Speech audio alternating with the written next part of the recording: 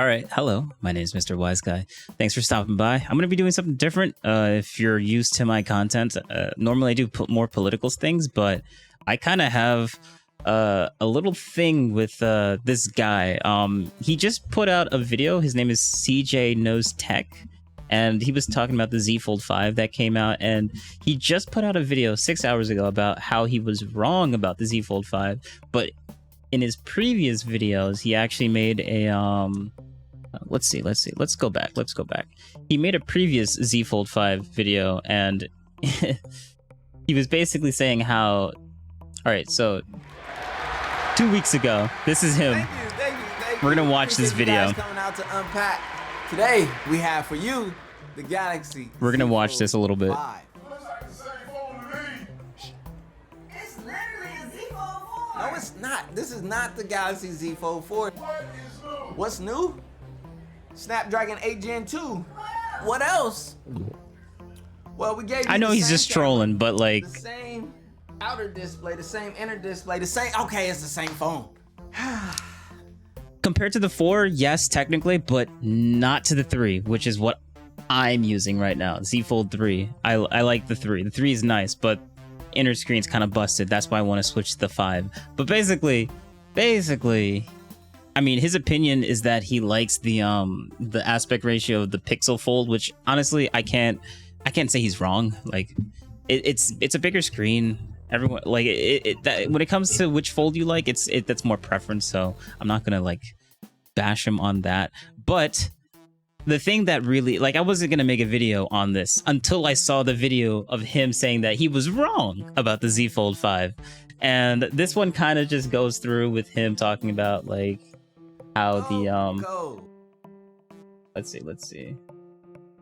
The only difference from the Z Fold 4 is the Snapdragon 8 Gen 2, which, let's be real, the Snapdragon 8 Gen 2 did wonders for the S23 Ultra. I really wish that people that were doing the comparisons with the Z Fold 5 would compare to the, not just to the Z Fold 4 because it's a minor upgrade, but to the Z Fold 3 as well. Because a lot of people that went from the Z Fold 3 to the Z Fold 4, it wasn't a big enough upgrade, honestly. Like the screen slightly got wider and it slightly got a little bit shorter, but that's basically it when it comes to the Z Fold 3 to the Z Fold 4, and it had a better Snapdragon as well. So, but not a lot of people switched to it with the 3. I think people that had the 2 probably switched to the 4. But a lot of people that had the 3 didn't switch to the 4, and I'm one of them. I didn't want to like switch because it wasn't a big enough upgrade for me. But I wanted to, I really wanted an upgrade to the hinge. And I don't know if he talks about it. Maybe he does. So let's just go through it a little bit. It's just a well-rounded chip. So it's the chip that I would, but that's all Samsung, like literally, like if you go on Samsung's website right now and you line up the Z Fold 4 and the Z Fold 5 and you go down the line, there is absolutely nothing different. So what does this actually What do you mean? Samsung? What do you mean? The gap. Let me take this case off. Hold up. Let me take this case off and let me go to camera only. Look at this. Let's see. Can you see it? You see how there's a gap right here? You see how you can sort of see in between it? Yeah, they fixed that. Oh my god. They fixed that. Oh yeah. Remember to like and subscribe. Yeah, thank you very much. But anyways, let's continue. They falling off.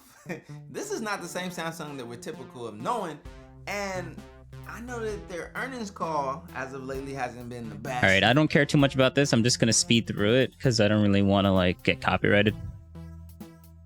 I want to get to the main meat and potatoes. Diagonal. You know, it's little things like that. But again, the Z Fold 5 is absolutely disappointing. It is so no. All right.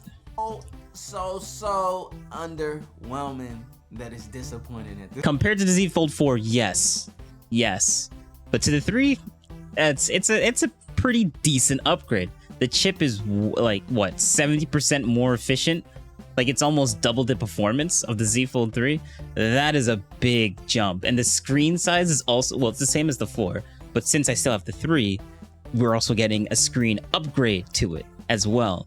So from the 3 to the 5, screen upgrade, that's a massive, that's all these accumulated things that came from the 3 to the 5.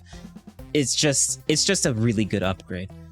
But if you have the 4, I guess don't upgrade to the 5 unless the hinge thing that I was just talking about is a really big issue. Well, like for me, it was a really big issue. Like if they didn't fix the hinge issue, I probably wouldn't have upgraded, because I would have just saw it as another 4, just a beefed up 4, and that's it. But they actually fixed the hinge issue. I'm so happy they did that.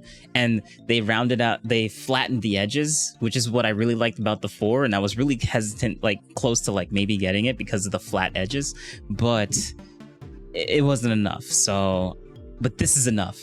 Not only is the processor way better, I actually get like a flat and nice symmetrical hinge. It's just so good. It's so good.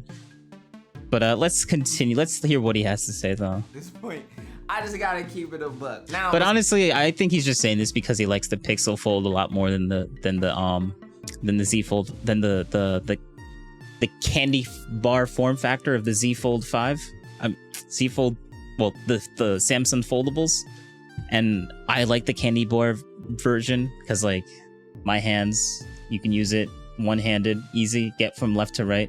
And if I want to go up to down, I just slide it down a little bit, or I slide it back up. But like, obviously, it's easier for me to do it. But you guys can't really see what I'm talking about. But whatever.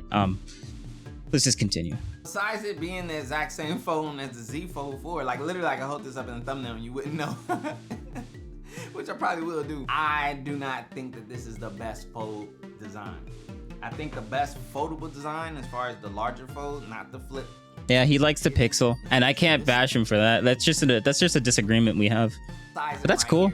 This screen was fine. Ergonomic, more user-friendly design after using it. Like, man, I was hoping for Samsung. I really dislike the rounded edges that the Pixel Fold has. Like that, if it was more squared out and a little bit thinner, maybe I would consider it. But I don't like how it, when you unfold it, it goes into a horizontal aspect ratio instead of a vertical aspect ratio. I really like what Samsung did with having a vertical aspect ratio, even though you still open it up. Like it's still taller up and down than left to right, and I kind of like that. If I want to do something sideways, I turn the phone sideways. That's all you gotta do. To compete this year. Another thing to pay attention to is the pre-order setup. It's no longer $200, $300 credit. They only... Yeah, the pre-order is actually amazing. The pre-orders for Samsung stuff this year was, I saved so much money. Like I got everything like basically 50% off, especially with the trade-in value for this thing. I could have gotten an $800 trade-in value for this, but the screen is slightly cracked in one place, so I had to say that the screen was cracked, and it lowered it by $200. So $600 off, but I'm also getting a discount on top of that, getting a new watch as well. Oh, it's gonna be great. It's gonna be great. 50% off the new watch. Like that's a massive savings right there. And then I got a case with it and everything. Like I just went all out. It was great. They gave you $50 if you did the pre-reserve, which I didn't even get there. I just went on ahead and did it. Now you do get discounts on accessories if you add them at pre-order state, but again, they're massive. 50% off of a $400 thing. You're saving $200 on that. Like the watch was insanely expensive, and I got that at a massive discount. The phone was also expensive. I got that at a discount because it was a pre-order. And then the cases, and then the watch band. The watch band was free. The watch band was like, what, $50 that I was getting? And it just came to zero because I was getting it with the pre-order bundle. Like, it's just amazing. Like, the deals that you had, the amount of money I saved on that pre-order was amazing. That can't be more emphasized. What happened to the fruitful US this year? They always come out to the US. All right. Well, this is not really the video I wanted to watch. I want to watch this one. There we go. All right, I'll admit, I may have been wrong about... Remember, that was 2 weeks ago, that video that I just showed. 2 weeks ago. Now, this is him 6 hours ago. Well, from posting this video. A few assumptions. Let me explain. The Z Fold 5 is actually really good and really pleasant to use. And I may have been a little harsh in some of my first initial thoughts towards the Z Fold. A little harsh. A little harsh. A little harsh. It's literally a Z Fold 4. No, it's not. This is not the Galaxy Z Fold 4. What's new? Snapdragon 8 Gen 2. What else? Man, you be trolling so much. So much. But it's fun though. And you did get me. Addressing this video, but there's also the reality of what is it like to actually own and use a foldable device for those of you who still have not converted over into the foldable life. And I think we may be ways away from that. But again, the reality about this Z I actually haven't watched this yet, so this is my first time seeing this. Fold 5 and how much this phone has pioneered or is a pioneer to the foldable market because it's the most consistent and the most refined over the years, and it's actually paving the way for the other foldable devices. This is where you compare to. This is. Oh yeah, remember to like and subscribe. Comments are great too. Thank you very much. Where you set the bar at, and this is where everything must either add up to or surpass in order to move into this foldable market. But there's also the reality. What are the caveats? What are the trade-offs when you go on the market? All right, let's just get into it now. Is one of those small slight indicators, but the real reality of what makes these two actually different is not in what you can see with the naked eye. It's more of what you feel and actually experience when using it. First case in point, weight. Instantly, when you pick these two up, you can tell which one is the heavier of the two. Another thing that's also noticeable between the two is the new hinge design. Now this right here is one of the areas I think Samsung has actually been spending most of their time developing, the hinge. Yeah, he was downplaying the hinge like so severely in the first, like I feel like he just didn't understand how much of an upgrade that was, or how impactful that would have been. Like that is from the 4 to the 5, like even from the 4 to the 5, like that, just fixing the hinge issue and making it symmetrical. Oh, that is, I feel like he was downplaying it, but he was trolling, but it still felt like he was downplaying it though. like big time. And a lot of creators were doing that too. I'm just pointing this out because he made a video saying that he was wrong, and I'm like, I told you so. Ensure that you have a durable and pleasurable experience when jumping into this new foldable market. So what is it really like owning this device? I'm gonna tell you like this. I've been using this thing. That is crazy. I don't understand why you would have something so tiny at the bottom down there. That's crazy. All I do is get Niagara launcher and just put it on there. And then all I do is if I want to swipe something that's really high up, I just swipe down a little bit and then hit the app. Like it's super simple. Niagara launcher on the super flat, on the super candy bar shape thing of the phone, the Z Folds. That's it just works with that launcher. Like I don't really like Samsung's One UI, to be honest, but that's a different rant. For a little bit now, and I can say that it's quite enjoyable and pleasurable thus far. Although there are a few things that I have on my wish list for it. Let's talk about it in this bigger outer screen. I know you really want that bigger outer screen. Current state. You don't even have to say it. You have this front OLED panel, which is beautiful. I just know what he's gonna say. It looks great. It's still quite slim for everything. Quite slim. All right, he's being nice. Quite slim. I know he really doesn't like how small the outer screen is. Just to give a demonstration as to what I mean with this front panel being quite on the slim. I mean, if you're gonna mention the little apps that he had like on the bottom, like why would you have so many of these tiny little apps that are super hard to click on? Like you customized it to make it that way. You could have made it like a little bit taller, because like see where your thumb is? You could have had apps up to here. Instead you're like, now let's make them tiny and put them over here and make it super hard to like click on, and then you're gonna be like, well, all these things are really hard to click on. I'm sorry, I don't mean to mock you. I'm sorry. And just to give a demonstration as to what I mean with this front panel being quite on the slim side, let's go to the keyboard, right? Typically, That I actually have an issue with. But if you want to do double-handed typing, you just open it up. That's all you got to do. It's simple. Like it takes less than a second. Open it up and then you continue typing with double hands. But one-handed keyboard typing, I like that aspect ratio. Like it's difficult for me to do it on the slimmer. This technically has a slimmer freaking what do you call it? Display. It has a slimmer display, but it I still am able to type out one-handed for 90% of the words. Actually, honestly, more like 70% of the time I'm hitting the character that I want to hit on. But I think with the slightly wider display on the Z Fold 5 compared to the 3, not the 4, compared to the 3, Z Fold 3, would actually make that 70% to more like 98% of the time I won't be hitting the wrong keys on the outer screen with one hand. Two-handed, obviously that's a bit too tight, like, but if you're gonna use two hands, open up the thing.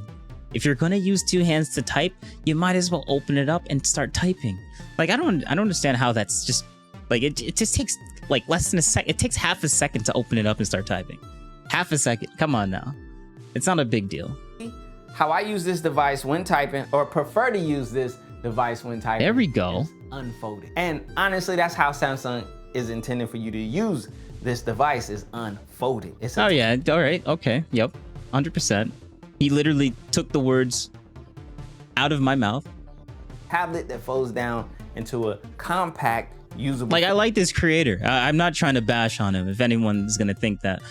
So please don't see this as me bashing him or starting drama or whatever. I just really needed to make this video. It's therapeutic, all right? Leave me alone. Form factor. Right here, I'm typically typing. I'm not gonna lie, I don't know how to do the swipe, so you're props to you knowing how to do that.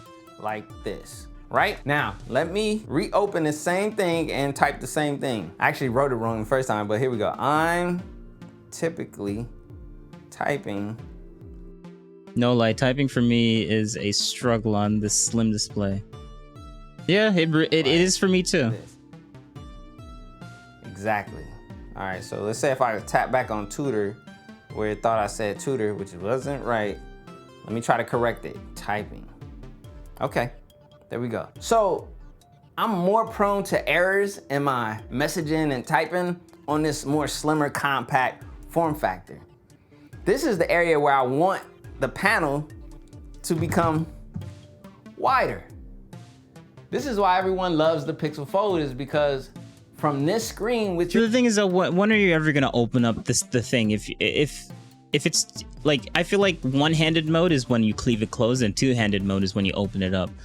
But like, if you have a wider outer screen, well, something that is as wide as the Google Pixel Fold, like if it was a bit slimmer and a little bit taller, maybe I would consider the Google Pixel Fold. And if the sides weren't so rounded either, I really don't like that. I like the whole Apple aesthetic where everything is like boxed out and rounded on the edges on the outside, but super flat. I like that style. That's awesome. I just hate Apple's OS. I will never go into their ecosystem. Never. Yeah, I don't like Apple. But their hardware is cool. Their software, I can live without that 100%. you're gonna use the most. Even though most people won't admit to it. Oh, I got a quick notification. I'm checking that here. Oh, I got a phone call. I'm checking that here. Oh, let me reply to this quick text message. I'm doing that here. Let me scroll really quick and just check the timeline. Slide. I'm typically gonna wanna do a lot of that here. But yes, the experience of the Z Fold is here. The slimmer, candy bar look is probably more favorable for you to be able to palm it and use it. But Nah, my hands are pretty. Everyone says my hands are big. So that's probably the reason why I keep typing whenever I use the really thin. Like, this is my hands to the Z Fold 3. And the Z Fold 3 is slightly taller. So, I mean, yeah, slightly taller and slightly thinner than the Z Fold 5. So, I don't know. Take that size comparison with whatever grains of salt. I don't know if it's big or not, whatever. I mean, Everyone says my hands are use big, but large devices like this one-handed all the time. nah, I can't. I just came from the Nothing phone. Like I got a Nothing phone, and it's the same aspect. It's the same size as like an iPhone Pro Max, and one-handing that was so difficult. Like after like it's so easy for me to just use one hand when I'm using this phone because of Niagara Launcher. Niagara Launcher lets you slide up and down. Like I love that so much. I think it's honestly because the Niagara Launcher and the candy bar shape is the reason why I like the Z Fold 5 more. I mean, the Z Folds more than the Pixel Fold. You see that pinky support right there? That's important. You learn to adapt. I don't have the biggest paws and mitts. Yeah, I don't feel like adapting. I've been using this phone for 2 years. I'm gonna stick with the same form factor. I just like it now. Maybe if I use the Google Pixel more, then maybe I would like it too. But I can't get past those rounded edges when I know that Samsung has the flat edges. Like it's just so aesthetically pleasing to hold in your hand comfortably with those flat edges. It's just so nice. I don't like the rounded edges anymore. Like I really don't. And for those of you who do have larger paws and mitts, I can only imagine what your typing experience could be like on this front panel. So that's something to keep in mind when that's a good point. That's a good point. Z Fold 5 is just consider how slim and tall and different the aspect ratio of this front panel truly is. And when you go into other devices, like, okay, we have the Z Flip 5, and when you expand. I mean, I might even consider the Flip, but not as a daily driver, more of a tiny little device you put in your pocket that opens up to a normal sized phone. Like that's just a cool concept, like a really cool concept. And I like that Samsung has like two different devices for two different types of people. But the Flip is just not for me. I'd rather the Fold, honestly. And your panel is also at this unique tall aspect ratio, but the beauty of it in comparison is how much wider it is to the Z Fold 5. And then I gotta do it. The Pixel Fold. This is the epitome of width on a foldable device on a front cover panel. And this makes for front-handed, one-handed use to be so pleasant and so favorable. Your opinion. But we'll just leave it at that. In my opinion. Now, let's move pleasant. All right. And I beat him to he literally said it. So okay. favorable, in my opinion. Now, let's move into more beautiful things or more real world uses with this Z Fold 5. The weight reduction, let me just say it now. Absolutely appreciate it. I'm not gonna lie, this thing is like a freaking brick. Like this is hefty. Like when I picked up the Nothing phone for the first time, like, oh my God, it's like I'm picking up a paperweight. Everyday perspective, because when you like there's literally nothing in that phone. You jump into the thick zone of a smartphone. This bad boy right here is thick, and so are all of the, other devices of this nature. Being that the Z Flip 5 is the thickest, and then you got the thinnest with the Pixel Fold. But at the end of the day, either way you go, you're getting a little weight and you're getting a little thick. So let's be fair and honest and truthful. Only time will tell on durability. As you guys saw in my previous happenings with the Z Flip 4 that I like 100%. Like my inner screen is completely busted, and it happened when I I just opened it up one day and then I just heard a tear. I mean, I closed it one day and I heard a tear, and that was I opened it back up and there was a line on the screen, and I'm like, oh no, it's doing it again. And that was sad. But I looked it up, and apparently they fixed that issue on the 4, so I'm hoping on the 5 it's not even like they have that like it's the back of their own hand. It's not even an issue anymore, because I didn't hear anything about that on the 4s anymore. I did see a bunch of things about the 3s having that same issue where they just literally close it and they hear a tear and then they open it back up and then there's like a giant line in the middle. And then some people, their 3s, they last like 2 years and they're still perfectly fine. I think that's a manufacturing issue though, because like it's not supposed to tear, it's not supposed to rip itself apart when you close it.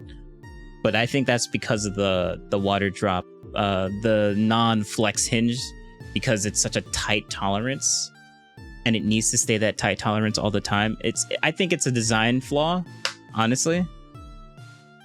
But they fixed that issue in the 4, and then the 5 is even more of a, like, you can do way more folds on the 4 than you can ever do on the, I mean, you can do way more folds on the 5 than you ever could do on the 4, and then the 3 was even less than the 4. So I think going from this to the 5, big jump, and I like it. I'm so happy I'm doing it too. I didn't have the best experience in durability in that device, and I've seen from the comment section, wait, really? I The wasn't 4? the only one.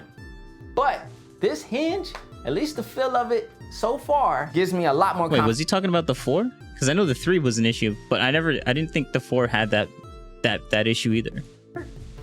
You can open and close this device with so much more confidence than any foldable Z Fold or Z Flip of the past. I love it. I love the Okay, so he's direction. talking Now, about in general. let's be fair and honest and truthful. Only time will tell on durability. As you guys saw in my previous happenings with the Z Flip 4 that I had last year, I didn't have the best experience in durability in that device. And I've seen from the comment Z4 and Z section, Flip? I wasn't Oh, the okay, only one. really? But this hinge, at least the feel of it so far, gives me a lot more confidence in durability. But the only true test is the test of time. Well, honestly, this is why every time when I get a foldable now, I always get the protection plan that lasts for like 2 years, because they literally just give you a free, like, you have to pay like what? Like, these things are like what? $1,900, right? And if anything happens to this phone and it's protected under the insurance, they literally give you a new phone for what? Less than a tenth of the price. So like for $200, you get a brand new spanking Fold 5 or 3 or whatever you put the insurance on for $200. Like that's crazy. That's crazy. For a whole new foldable, that's a deal. For 2 years too. That's nuts. And I heard that there was someone live. So if you're worried about durability, just get the insurance. It's not even that. Like, if you're paying almost nearly $2,000 for a phone, I think you can add on another $100 for insurance for 2 years. But you don't have the dust resistance, hence the X. No dust resistance on this device. And we are on iteration 5, and you would think that at some point they would have figured it out if they can, but they haven't. And honestly, I think the big issue why they were avoiding making the hinge like completely flat and using the water droplet hinge like every other fold that was out in the Chinese market, they all had that down to like a freaking book. They couldn't add water resistance to it. I think that was the big issue with Samsung, not like waiting 5 generations until they finally fixed the hinge and made it like perfectly flat, because we had flat hinges on other foldables that just wasn't in the US market at the time, that were in the Chinese market, and they were perfect. They fixed the hinge was completely flat, but I don't think any of them were able to figure out how to make them water resistant or dust resistant. So I think that was the big major player or design issue that Samsung was trying to get before they would release that type of a design. So I think that's why it took so long for them to finally get that thing out. And I think pushing it out without having dust resistance, but still having, even if it didn't have water resistance, I still would have gotten it, because like they fixed the hinge. I didn't really care about that. But I think Samsung has like their standards, and I think one of them is like, we need at least water resistance before we can actually like throw out like a flagship phone. So, all right, yeah. I don't fault Samsung for taking this long to finally get that like out there. So, but that I think that was one of the major issues with dust is your enemy. With why it took so long though. Today. So just think of that's just hearsay though. I'm not 100% sure if that was what was going on, but my 2 cents. About that. Now, have I had dust or debris take out a device of mine? I don't know. I've only had one foldable that has failed on me, and I don't know the true cause of it because Samsung did not disclose what exactly caused that device to fail. All they did was repair it and send it back to me free of charge. And the fact that they didn't try to charge me or blame me shows that there was something on behalf of that device that was the culprit. Another thing that we gotta discuss with the Z Fold 5 is camera hardware. As of late, in the Samsung hemisphere of these foldable devices, not much is changing. Yeah, why can't you, Samsung, add the 10X? Add the 10X periscope or whatever you call it, like on the Z Folds. Like, why can't you do that, Samsung? Like, we don't need a 3X. Just add a 10X. Just add the 10X. Why can't you do that, man? Like, it's a $2,000 phone. Like, how much is a little camera gonna cost? I was looking at all the cameras on the Ultras, on the Samsung Ultras, and the 10X camera is the tiny little thing on the bottom left, not the 3 big ones that you see. It's the tiny little one on the side. And I'm like, if you can't put that tiny little thing into the Z Fold, then I don't understand. Like, it's not. Maybe they have to make. They can surely add that in there. They would have to change a bunch of stuff on the inside to make space for it, but they can definitely do it. Maybe that might be their next major design change or whatever. They definitely could add it, but I feel like they're just taking it one step at a time. Like, don't do too many changes from one generation to another, because if there's a bunch of issues, it's really difficult for them to like understand what the issue is. So they do like one change over to the next generation, then another change from one generation to the other, so they can identify what the issue is, comparing both generations to see, is it something that happened from all the generations before, or was it just the thing that they changed from this generation onward? I think that's why they're doing like really slow jumps and changes. Or nothing has changed in camera hardware. So let's snap a selfie. But honestly, I don't really care about the camera. Like, the cameras, like, they're good enough, like, for what I use it. But like, I just want the super zoom that they have on the Ultras. Like, just add the 10X. But it's not the thing I'm gonna die on the hill on. Like, the 5 right now, I don't know if I'm gonna be upgrading to like a 6 or 7 or an 8, because like they finally fixed the one thing that was pissing me off the entire time. Maybe if they make the crease basically invisible even at extreme angles, maybe I might consider upgrading from the 5 to whatever number fold that becomes. But that's basically it. I think the 5 is my end all be all. And the Watch 6, they finally fixed the issue with, if you want to switch to a different phone, you don't have to reset and erase the data on the watch in order to switch to a different phone. That is a big giant upgrade too, because I'm still rocking the Watch 4, and I like it. That's an amazing change. Every time I switch to a different phone on this thing, I gotta reset the whole thing. But I figured out how to make like a backup thing, so it's easy to get all my stuff back on here. I just gotta just restore to another previous backup, and then it's good. But that's crazy though. That's crazy. You have to restart the entire watch, delete the data in order to connect to a new phone.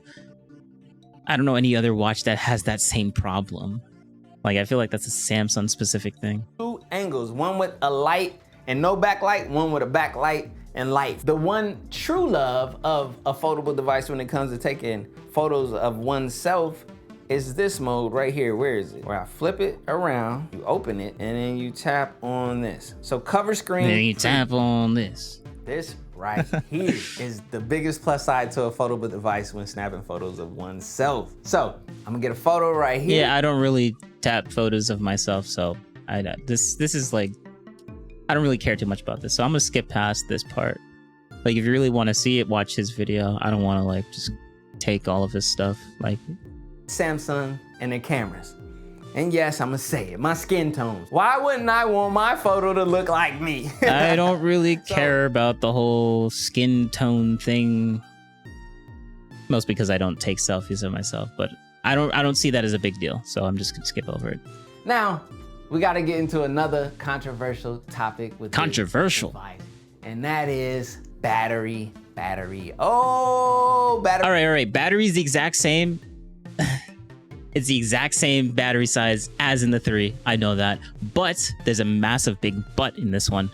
The Z Fold 5, the efficiency on how it uses power compared to the 3 is astronomically higher. So I can do the exact same things on the 5 versus the 3, and I'll use less energy, which means my battery life is technically higher. The capacity, raw capacity numbers of battery in these phones are exactly the same, but the efficiency and how the processor uses that electricity is so much more. It's way more efficient. So you use less energy to just do the same things, which means if all I do is the same things from the Z Fold 3 to the Z Fold 5, I'm technically getting a higher battery life, a longer lifetime for the phone. And honestly, I never had an issue with battery with this thing, and this is nearly 2 years old. Actually, no, it is 2 years old. Yeah, it's nearly 2 years old.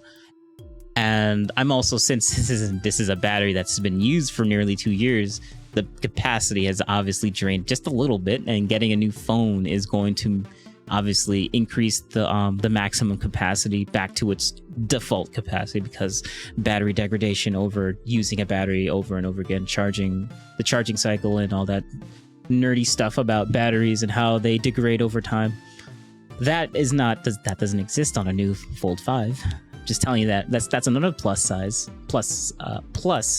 upgrading from the 3 to the 5. So yes, I know he's going to get into the battery and he's going to talk about the raw numbers, but I wonder if he's going to talk about the efficiency, the massive efficiency increases compared to the 3, or compared. I don't think he's going to compare it to the 3. I think he's going to compare it from the 4 to the 5, which there was increases in efficiency there too, but the jump from the 4 to the 3, from the 4 to the 5 wasn't as big from the 3 to the 5. Like from the 3 to the 5, it's like I saw like numbers on it. It was like what, 73% more. I think no, that was comparing like GPU performance compared to the GPU performance of the 3 from the 5 to the 3, and it was like a 73% increase in GPU performance from this 3 to the 5, but also just even more efficient. So like, not only am I running the game smoother, but I'm running it with less energy. I'm using a lot less energy to run that game at a higher performance level. That's crazy to think about. Versus the 3, getting less performance, but still using more energy to make up for that less performance than the 5. Oh, that's crazy. That's cool. But like battery, let's go. Let's hear it. Life and the lack there is. A lot of people's complaint with all of the foldable devices is battery life. I don't care which way you cut it. The truth is, battery is always 1000% subjective. I always had to put that out there because I think some people don't realize. You may be having a bad experience, but the person next to you may be having a great experience or a fair. It varies. This is Android. There's a million apps. Some are not optimized to, let's be real. But yeah, he's 100%. He's 100% on that one. Workday or my day, I say the battery is good. But if it can go beyond that and I can like skip charging it and go another day, that's when that battery is. Mwah. With these, yeah, like what he's saying about subjectiveness. Like I have like a little charging thing, a little wireless charger, where at the end of the day, when I go to bed, instead of just throwing my phone onto the desk somewhere and not letting it charge overnight, I put it on the little charger thing before I go to sleep, and then I go to bed. Then I wake up, and it became a habit. So if it can last, as long as it can last me the whole day, I don't care if it can last me more than one day. Like it could last me 1,000 days, and I would still pick the phone that has a slightly better camera than the phone that lasts 1,000 days versus a phone that only lasts 2 days. I charge it every day I go to bed. So and it's subjective because not everyone does that. So he's 100% on that. But my take is, I have a little wireless charger. It takes literally a second just to walk over, put it down. My room is tiny, so I'm not even walking over. I'm literally just reaching over, putting it there, and then putting my watch there, because I have a whole little thing on my desk. Put my watch on there, put my buds on there, and then I put my phone on there, and then I go to sleep. And then when I wake up with the alarm, I have to physically get out of my bed, which is a good thing. You don't want to keep your phone by your bed. And you're like, wait, so you don't watch things when you're at when you go to bed. And what I have to say to you is I don't need my phone. I don't need this, like, even though it's a tablet, I still have oh yeah, the little sticker, this thing I always put on my phones. So ever since I had the OnePlus phone, I put that on I just stuck it on the back and then put a case over it. Oh, the Lou Later case. I don't know if you guys know Lou Later. Actually, I'm gonna look them up right now. Yeah, these guys, they're another tech channel. They have cases, and this is their case, their slim case, carbon fiber weave. I like it a lot. I don't use the front piece, but the back piece, it makes it, the phone is very slippery. The phone is very slippery without this case. So I put the little, they got some good stuff. Lou Later got some good stuff. So I put the little case right here just to keep it nice and so it doesn't slide out of my hands. And it works without the other piece because it's perfect. Like, just open it up. Well, I don't really open it up because the inside is completely busted, but whatever. Devices, I've always rated them as being able to make it through a work day or the first day. And that's typically where you land. Even with the new Snapdragon 8 Gen 2. Although it may have optimized some things and it may run more powerful and slightly more efficient, we're also pushing a lot more. What do you mean slightly more efficient? It's maybe compared to the 4, but to the 3? All right, fine. I won't fight him to this because we're probably just comparing two different things. More nits here. Screens are brighter. So again, see, it's the downplaying that I really don't like. It's the downplaying. All right. Well, this is subjective, so I can't really say he's wrong, but like, I don't like it. Body is still the same size, so the battery cannot increase without the battery increasing. And until that new double stack technology is actually implemented and we get to see how it goes, the battery life— Wait, what do you mean double stack technology? I don't know what you're talking about. is what the battery life is. Decent. Okay. Wait, I'll look that up right now. Double stack technology battery. What are you talking about? Double stack technology. Been a major contributor. High voltage batteries. What are you talking about? Which battery technology is the best? Companies building. Double stack technology. Did I hear him wrong? The battery life is. New double stack technology is battery increasing and unit. That new oh no, I'm an idiot. I'm dyslexic. I said that as unit instead of until that new double stack technology is actually implemented and we get to see how it goes. Yeah, but what are you talking about? Double stack technology? Like, I'm getting DeWalt power bank. There's not even suggested like what are the benefits of stacked batteries? Okay, this helps to maintain or reduce overall size of the smartphone while providing longer battery life. Okay. So what are stacked batteries? What? Apple may bring stacked battery technology with iPhones. What is stacked battery technology?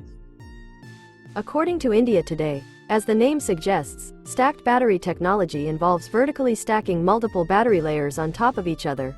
Each layer consists of battery cells that are interconnected in a three-dimensional arrangement. This is different from dual cell battery tech that we see on some phones. Oh, okay. So I'm kind of privy to like battery stuff. Like, I'm really privy to the battery tech because I'm like all into like the Tesla stuff and how they're making their new battery cells and the 6980 cells versus, or I think I said that wrong, but whatever. They have a slightly thicker cell that's coiled up and stuff and how the chemistry works. But like double stack technology, there's probably a reason why we don't have it yet. And the main reason why you can't just keep stacking more batteries into a phone or making them supercharged, like putting batteries in parallel instead of series, because if you put, like, you could put a bunch of batteries in parallel, and if you like, but if you don't have the thermal capacity to charge every single cell at the exact same time in parallel at like a really high rate, that's how you like fast charge basically. It's multiple cells being charged at the exact same time. And I think that's what stack technology is.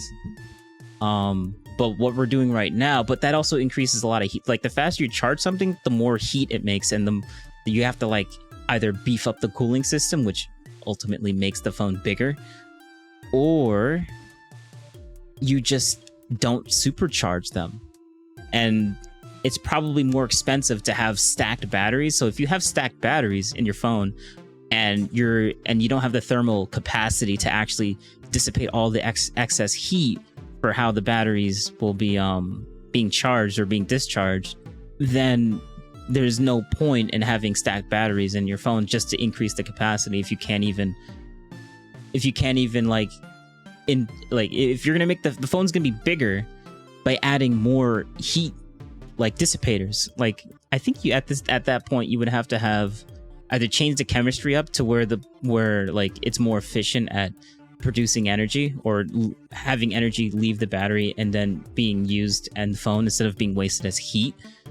Like that's one way of doing it. Or it seems like stacked is like just putting more batteries in parallel instead of having batteries in series. And I know some things about electrical stuff, so that's what parallel is like. I feel like I have to explain every single thing that I say now. Putting a battery in parallel is like having, you got a plug here, and then you got a battery here, battery here, battery here, battery here, and the line connects to each one directly from the plug to there. A battery in series, or battery pack in series, is you got the plug, then you got a battery here, and a battery here. So the battery connects, the plug connects to this battery, which comes out of this battery and connects to this battery, and then comes out of this battery and connects to this battery. So you can only put so much juice into that one battery. And then after that battery's charged, or when that cell is charged up, it moves to the next cell, and then it moves to the next cell, and then it moves to the next cell. Putting everything in series means that you can charge all the batteries at the exact same time. But since every battery is charging the exact same time, like if they're all like squished up into one thing, then you'll end up that's a lot of heat being generated, because a lot of things are being charged up the exact same time and producing their own heat when you charge them up. And I think the whole three-dimensional thing that they're talking about here just makes it even more like you're compacting them even more. It's like you're basically increasing the density, but then you're also increasing the thermal load potential for all those batteries, which you need to beef up your cooling system. And I think that's the benefits and trade-offs on why we don't see that technology in phones right now, because phones are there's just not enough surface area on a phone unless you want to make the phones like ginormous. You want to make the phone super ginormous, or you got to change the chemistry, which that's why I like Tesla. They're actually trying to figure out different battery chemistries on how to make things more efficient. They're taking that route, but that's a lot of experimentation, and I like what they're doing. It's good. Good on you, Tesla. All right, that's enough with the battery stuff. Let's get back to why he was wrong. The battery life is what the battery life is. Decent, okay, maybe even subpar for some, and maybe even great for others. Let's talk about the most important topic, which is user experience. I could talk about displays, specs, cameras, and this and that, and the crease. Okay, some people want to talk about the crease, so let's. All right, well, but before we continue, like and sub, comments are great too. Yeah, thank you very much. Talk about the crease. The crease is there. It's evident. You feel it if you rub your finger over it. In the discussion. Crease is always there. The crease is there. Let's see. The crease is here. The crease is even here. Show me a foldable. Not gonna lie, Google Pixel's crease is not as. It doesn't seem like it's as harsh as the ones on the Samsungs. Like legit. That I'll give Google Pixel full that. Like from him just opening it up and looking at it, it looked less of an issue. But I feel like the crease, I think it's always going to be there. But like you're not, like for me using a foldable, like I hardly notice the crease on there. Like unless you turn it at an angle, you don't see it. You really don't. And I like keeping everything in dark mode, so technically I would see it a lot more than keeping it in light mode. Because it's the reflections off of other light surfaces bouncing off the screen and then into your eye where you see the crease. You don't actually see the crease bending any of the like image that you're looking at. Like that's not an issue at all. It really isn't. Well, let me not say that, because I know there are some foldables out there that have improved on the presence of the crease. Yeah. So all the Chinese ones that came out in Asia and just doesn't want to go into the US market. Like I would have gotten the Vivo or whatever, like, but they just don't want to go into the American market for some reason. if you're worried about creases and that's something you don't want to deal with, maybe a foldable device is not for you. But user experience. And that by far yields one of, if not the best, foldable user experience. There I said it. As someone who said that the Pixel Fold is the better design and It still is. I like how he adds that up there. It still is. the Pixel Fold is better. It still is. Yeah, you're wrong. You're 100% wrong. The candy bar shape of the Pixel Fold, the candy bar shape of the Samsung Z Fold 3, all the Samsung Folds it's superior, and more. I feel like it's smarter. Like if the outer screen is so much wider and you're able to use two hands on the wider screen, why would you open it up? Why would you ever open it up unless you're gonna watch a video? There's no reason to open it up. It doesn't make any sense to me. It really doesn't. Like you don't make a foldable phone just so you keep it folded, the folded position 90% of the time until you want to watch something. And then it goes into the horizontal like orientation. So like if you want to like do most apps on phones are optimized for the vertical aspect ratio instead of the horizontal one. And when you open up the Google Pixel Fold, it's the only fold that I know. Well, I guess the Oppo also does that, but it's the only fold in the US market, I should say, or it technically in the US market, I should say, that you open it up and it's in the horizontal aspect ratio. I don't really like that. I really don't. Like I would never open that thing up. And the bezels on the Pixel Fold, disgusting. Disgusting. I said it. Design, and in some ways the better fold. And the rounded out edges are, I don't like it on the Fold. I mean on the Pixel Fold. In all reality, the best. But then again, I should still try out I'll try it out when I have the money to just throw it on another foldable just to try it out. Most optimized foldable experience to date is in the Z Fold 5. All right. All right. Well, I don't know how I'm going to edit this thing out, but we just watched. Tell me what you guys think about this, whatever I just talked about. I don't know if I'm going to cut this up into multiple parts or not, but yeah, thanks for watching. Remember to do the good old liking and subbing, and I'm Mr. Whyzguy. The comments are great too, and yeah, hope to see you in the next one. Goodbye.